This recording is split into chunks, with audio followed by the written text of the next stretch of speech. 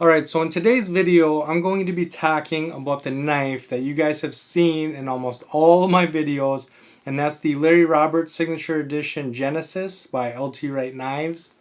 Now I've had this knife for over 2 years now, and this thing has been on my hip almost every single time I've been out in the woods in the last 2 years. Even if it's not on my hip, it's in my pack. It's almost always with me, and I love this knife. Even the sheath, it has a dangler, and when I first got it, I thought I would use this dangler all the time because I don't like how the knives, your shirt creeps up when you have a knife on your side. So I thought I was going to use this dangler all the time, and I found that danglers in general, it makes it really hard to get the knife out one-handed. So I always use the belt loop. I haven't used this dangler in over a year and a half probably. So I always use the belt loop. And because the handle and the belt loop are almost flush, they're not really, it's like an inch off. But because it's so close, it doesn't interfere with my shirt that much. I barely notice it's there. It's very low profile. It's a great sheath. It comes with a ferro rod loop. I have a Light My Fire ferro rod that I really like. I haven't used this one. All the ferro rods on my sheaths I do not use. I leave them perfectly new for if I ever really need them. I have a designated ferro rod that I use. But if I was ever in a situation where I was away from my fire kit, I have a fresh, full ferro rod that I can use.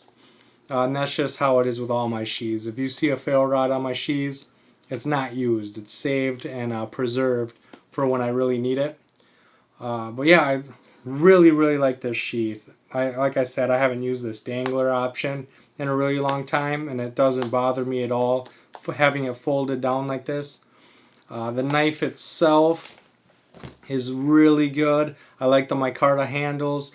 I like the inserts on the side, just giving it that thickness. I like a fuller handle.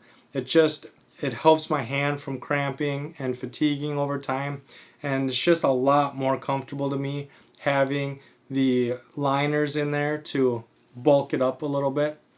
I like the 90-degree spine. This thing is super sharp, both sides.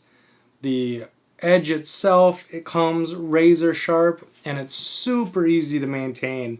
You can see that this thing still looks almost brand new, and I have used this thing to make fire, for meal prep, to cut my steak, to make beef jerky here at home.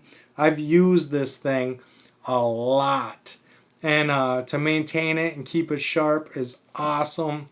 It holds an edge really well, and so I've had older knives where you'll be just playing around in the woods, and as you're making like tent pegs or whatever you're playing around with, it just gets duller and duller and duller, and it gets harder and harder and harder to make different things. Where this one, it keeps an edge really well. It's super easy to use, and I feel like when I use this knife, I'm quitting my project because I'm done. Not because it's dull, not because it's getting harder, not because my hand is cramping up, but just because I'm looking for something else to do rather than just whittle away with my knife. And that's my absolute favorite thing about this. It's just super comfortable, super easy to use, and I can't recommend it enough. Like I said, this is my favorite knife, and I'm sad that I have to put it in my drawer.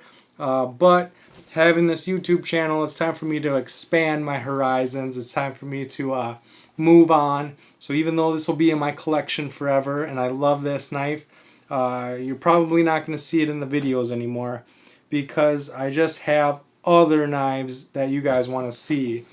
Starting off, I have this Stolberg custom handmade blade that I'm going to be carrying. I'm really excited to test this out. You guys have said that you wanted to see me use the Vengeful 1 a lot more. I've used it a couple of times, but I haven't really gotten to test it and do a review on it yet. So that's something that's coming up.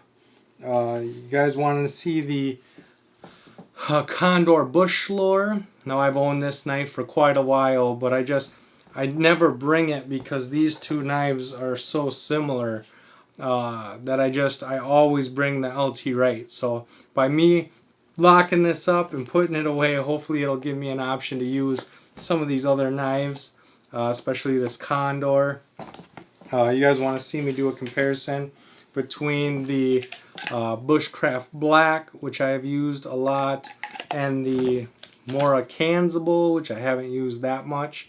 And so by putting this away, I'm hoping that I can test out and try some of these other blades and show you guys some of the different options out there. So it's a sad day for me to put this away, but it's an exciting day for you because you're going to get my opinion on a lot of different blades from here on out.